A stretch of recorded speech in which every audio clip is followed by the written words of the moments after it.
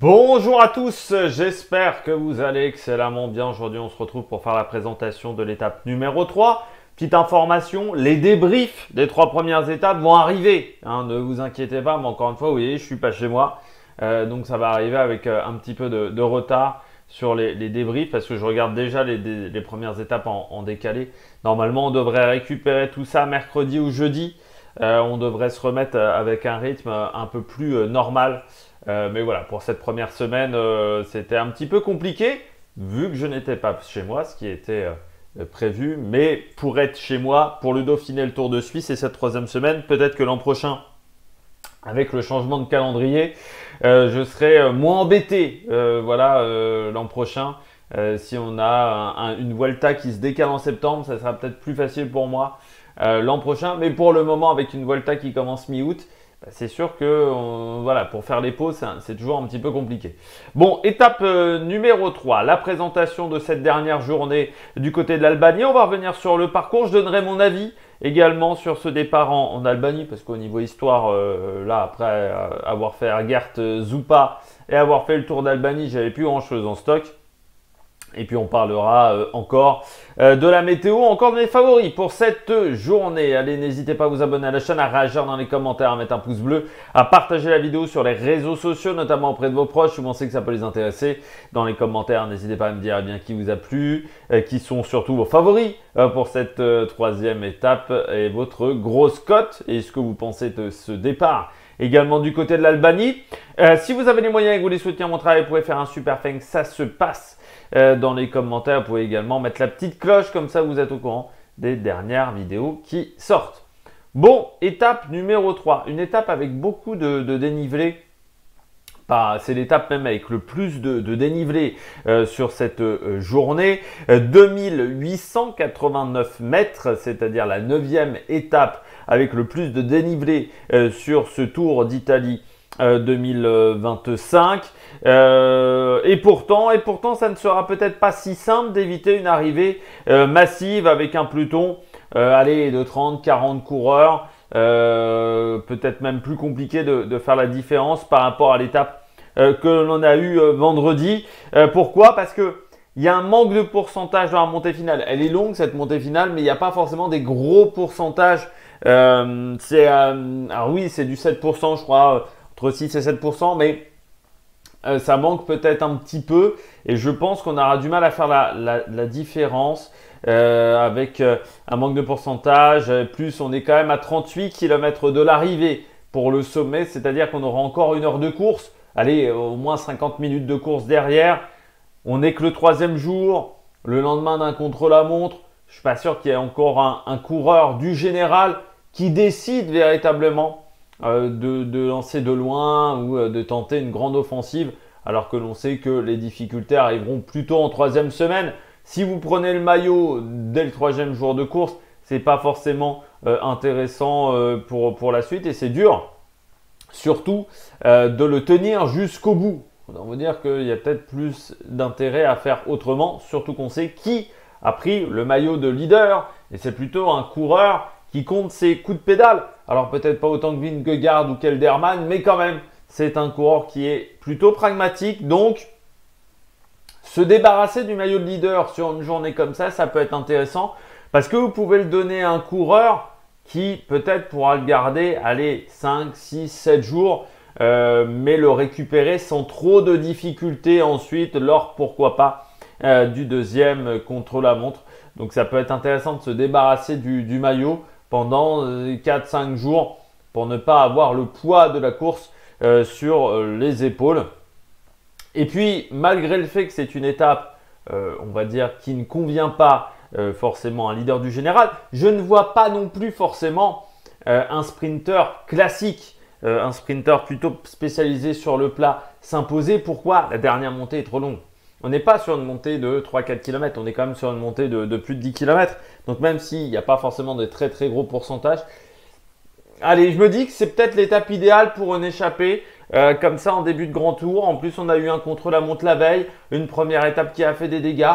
On peut avoir des écarts déjà au classement général. Il y a déjà des coureurs qui sont à plus de 10 minutes. Eh bien, ces coureurs-là peuvent être intéressés par une échappée ou même des coureurs qui sont à 5-6 minutes. encore une fois, prendre 10 minutes d'avance et aller récupérer, pourquoi pas, un mailleros de cette étape. Donc pourquoi pas une échappée qui irait au bout.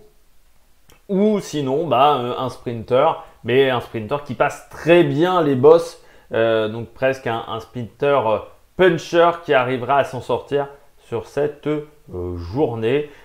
Sinon, pas grand chose d'autre à dire sur cette étape du côté du classement ou du côté du parcours.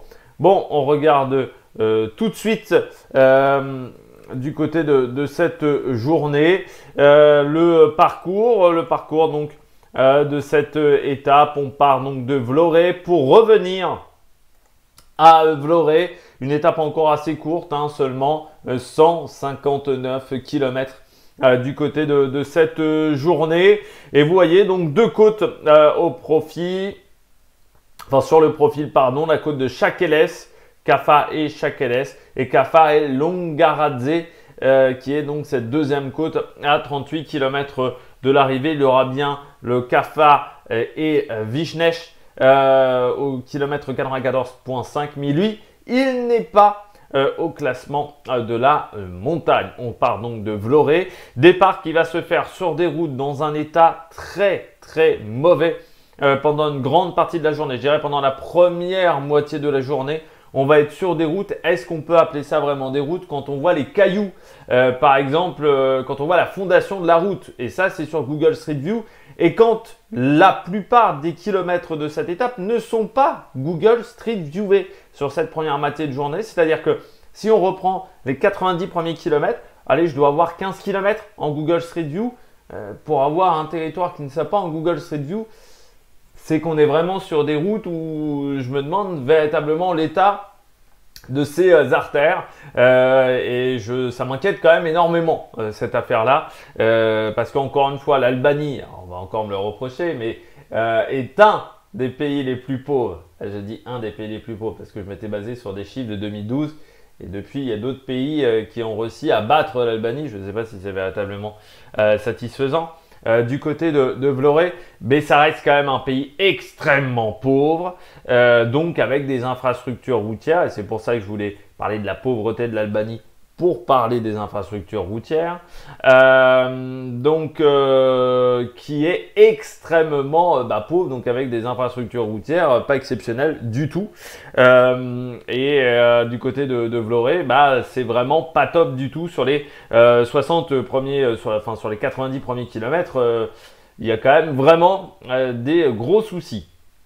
Deux sprints intermédiaires donc à Gjorm et à Gilikié, et puis donc ce fameux kilomètre en or à Imare qui lui apporte des secondes de bonification à la moitié de l'étape. La première montée, on la regarde tout de suite.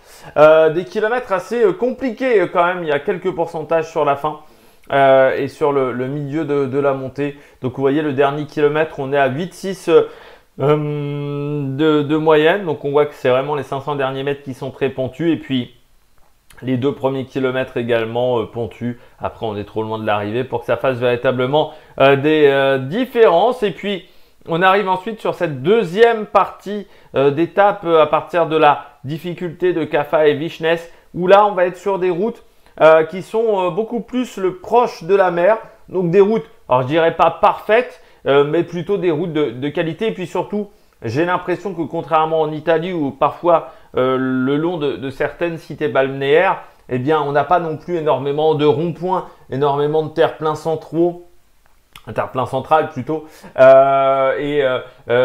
savez, des bites en plastique, enfin voilà, toute la panoplie que l'on a sur les stations de balnéaires, notamment en Italie, ce que l'on peut retrouver également en France du côté de la Vendée. Eh bien là, du côté de l'Albanie, nous ne l'avons pas parce qu'il y a encore peu de voitures sur les routes albanaises, donc pas d'obligation, on va dire, de faire ce genre d'artifice routier. Donc on aura cette montée de 5 km 1,6,8 de moyenne qui aurait pu être quand même mise en côte de 4e catégorie, cette côte de Cafa et Višneš. Le dernier sprint intermédiaire qui sera presque le début de cette montée du logo Laratse. Donc 7,5% pendant 10,5 km. On regarde ça tout de suite. Vous voyez, c'est assez régulier. Alors, il y a quand même des passages à 9%.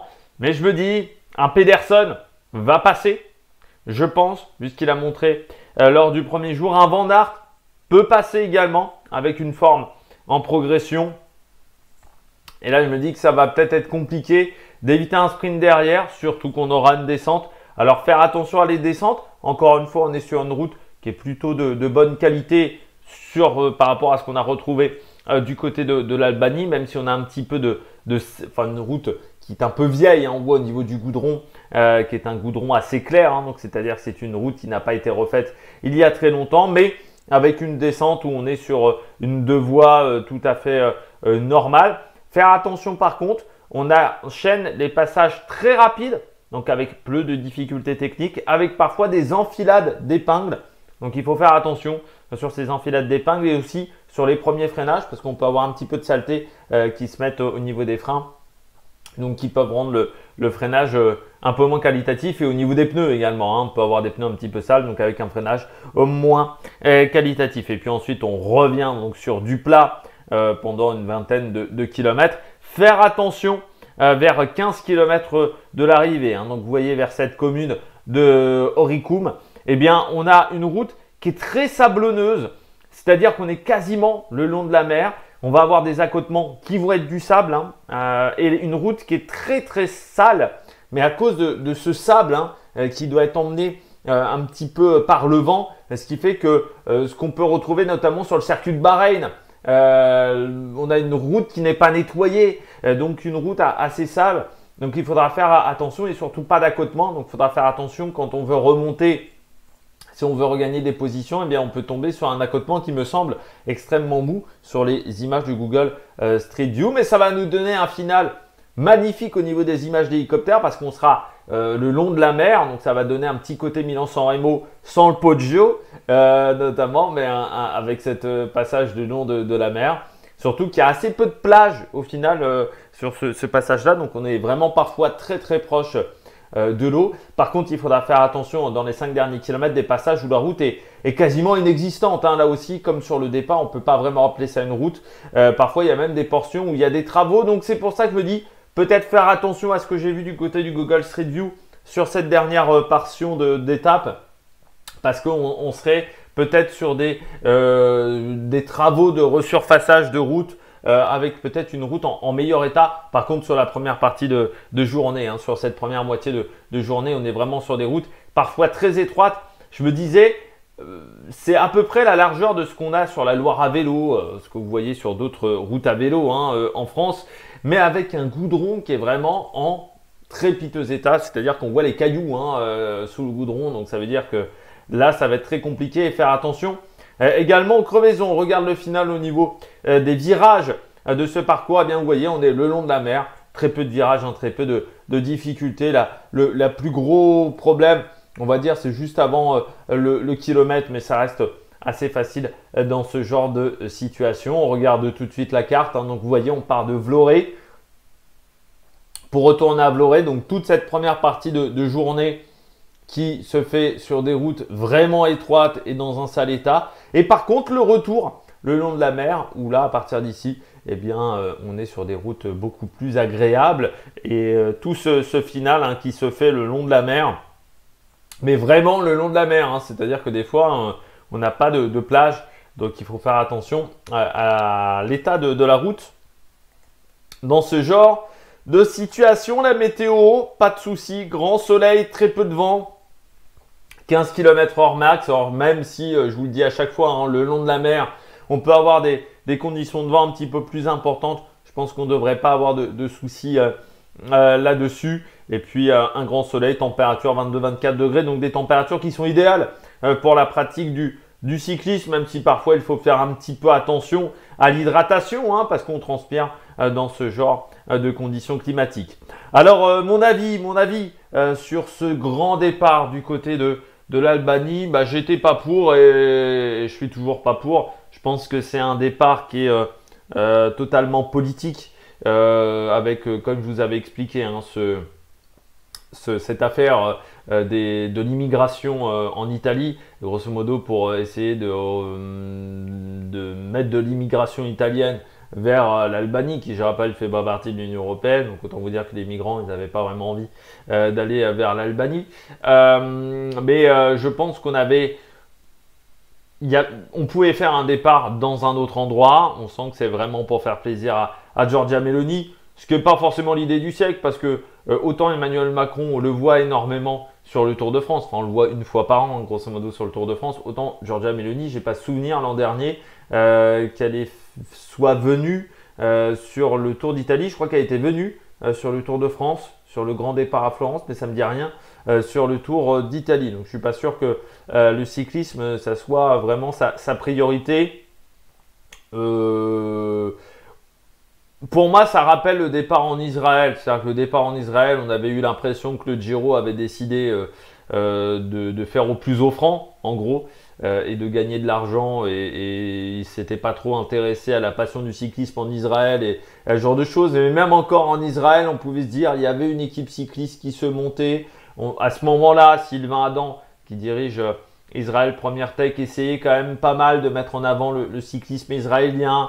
Voilà, il y avait pas mal de coureurs israéliens dans cette équipe, ce qui est beaucoup moins le cas aujourd'hui. Mais voilà, il y avait une idée, il y avait un objectif peut-être de développer le cyclisme. Là, qu'est-ce que tu veux développer le cyclisme en Albanie? Il n'y a déjà pas de coureurs en World Tour ni en deuxième division. Et je ne sais même pas en Continental si on a des coureurs albanais. On voit bien sur le bord de route lors de la première étape. Alors, j'ai beau l'avoir regardé le soir, j'ai pas senti une énorme ferveur du public. Il y avait des endroits où il y avait vraiment, c'était grand vide. Hein. Donc moi je pense que pour un pays aussi pauvre que l'Albanie, je pense qu'il y avait d'autres priorités que d'accueillir un grand départ du Giro, qui je pense a été quand même un petit peu payant. Et surtout du côté du Giro, je pense qu'il y avait d'autres pays qui pouvaient être plus intéressés par un grand départ que l'Albanie, surtout que bon, les 3 étapes qu'on a eues, on pouvait les faire dans d'autres endroits. C'était pas vraiment un souci, mais bon, par exemple le grand départ en Hongrie, c'était pas non plus une grande fête, une grande célébration. Voilà, j'ai envie de dire, c'est un peu habituel. Hein, depuis 15 ans, RCS fait des départs depuis l'étranger. Après, est-ce qu'ils s'intéressent vraiment à la faisabilité du projet? Je ne crois pas. Là, je pense que Landa, notamment, aura des choses à dire sur le petit nid de poule et sur le bord de la route qui n'était pas extrêmement bien protégé quand même. Et on a perdu peut-être un peu de spectacle parce que Landa, il pouvait quand même apporter un peu d'incertitude sur ce Giro. Et bon, bah, la certitude a disparu avec ce virage et surtout cet accotement, enfin ce bord de route qui n'était absolument pas protégé en ville. Voilà, je me dis qu'on aurait pu faire un grand départ autre part et je me dis que pour l'Albanie, bah, quand on a 20% de la population qui vit sous le seuil de pauvreté, quand on a quand même énormément de monde qui quitte l'Albanie, hein, tous les jeunes. Il faut savoir qu'il y a une immigration, enfin une émigration plutôt du côté de l'Albanie qui est très importante depuis 20-25 ans. Et il y a quand même 2 chanteuses extrêmement connues, Bebe Rexha et Dua Lipa, qui sont d'origine albanaise, qui sont nées en Albanie et qui ont quitté ce pays. Et moi, je vais vous parler de l'Eurovision, mais tous les concurrents de l'Eurovision, notamment qui représentent l'Albanie, normalement, des fois, ils ne viennent pas, enfin, ils ne vivent plus en Albanie, parce que c'est un pays qui est quand même, encore une fois, extrêmement pauvre. Et je me dis qu'on ne ferait pas un départ, je ne sais pas, du Tour de France depuis Haïti. Donc je me dis qu'il n'y avait peut-être pas forcément beaucoup d'intérêt à faire un départ depuis un territoire aussi pauvre et qui n'a aucune passion, encore une fois, pour le cyclisme. Donc je pense qu'on aurait pu faire un départ ailleurs sur ce Tour d'Italie. La stratégie de cette étape, eh bien, on aura, je pense, une belle échappée qui va peut-être mettre un petit peu de temps à partir, mais vu les routes étroites sur lesquelles on va arriver assez vite, s'il y a une chute ou un truc comme ça va peut-être un petit peu calmer le peloton. Et ce qui pourrait être une opportunité pour une échappée.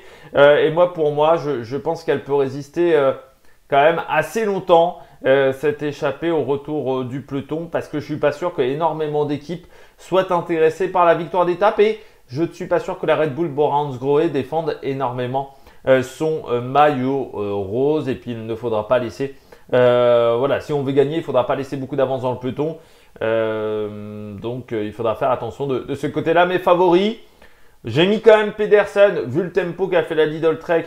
Mais encore une fois, il faudra mettre beaucoup d'énergie pour aller chercher cette étape. Et je ne suis pas sûr qu'on collabore énormément avec Pedersen du côté des adversaires. J'ai mis quand même Orluis Saolar parce que ça peut être une bonne opportunité pour la Movistar. Rubio étant quand même pas une assurance tout risque pour le général, avec un début de saison qui a été assez discret. Pareil, Quintana, c'est pas une assurance tout risque, donc je pense qu'on peut peut-être bosser pour Aolar, qui peut faire une bonne chose, surtout qu'il y avait quand même pas mal de Movistar lors de la première étape qui était dans le premier groupe. Van Aert, parce que voilà, sur un sprint comme ça avec peu de monde, peut-être en plus que Van Aert aura la confiance, peut-être un peu plus de son équipe suite au bon résultat de l'étape 1. Ça peut être intéressant. Les grosses cotes, Ethan Eter en échappée, c'est un coureur qui a une bonne pointe de vitesse, il faudra faire attention à lui. Nicolas Conchi, qui a fait une bonne première étape, là aussi, dans l'échappée, je ne suis pas sûr qu'il soit extrêmement dangereux, ou pourquoi pas dans un sprint un peu plus massif, mais un Nicolas Conchi dans une échappée, je trouve que ça aurait un petit peu de gueule. Après, voilà, on pourrait tenter, pourquoi pas, du côté de la Quick Step, un James Knox, par exemple, vu qu'on n'a plus rien à jouer pour le classement général. Enfin voilà, ça peut être intéressant, notamment du côté de la Quick Step, d'aller chercher cette échappée. Le programme télé, départ à partir de 13h25 du côté du départ, le sprint intermédiaire à 125 km de l'arrivée, le premier sprint intermédiaire entre 14h07 et 14h11. Le kilomètre Red Bull à 72 km de l'arrivée entre 15h14 et 15h24 pour une montée du Logolazzi. À 38 km de l'arrivée pour le sommet entre 16h17 et 16h38 pour une arrivée prévue entre 17h02 et 17h26. Et puis nous, on se retrouve là dans les heures à venir pour faire les débriefs des premières étapes et pour rattraper un petit peu le retard que j'ai. Allez, n'hésitez pas à vous abonner à la chaîne, à réagir dans les commentaires, à mettre un pouce bleu. Et puis nous, on se retrouve pour de nouvelles aventures sur Amec Productions. Ciao, ciao!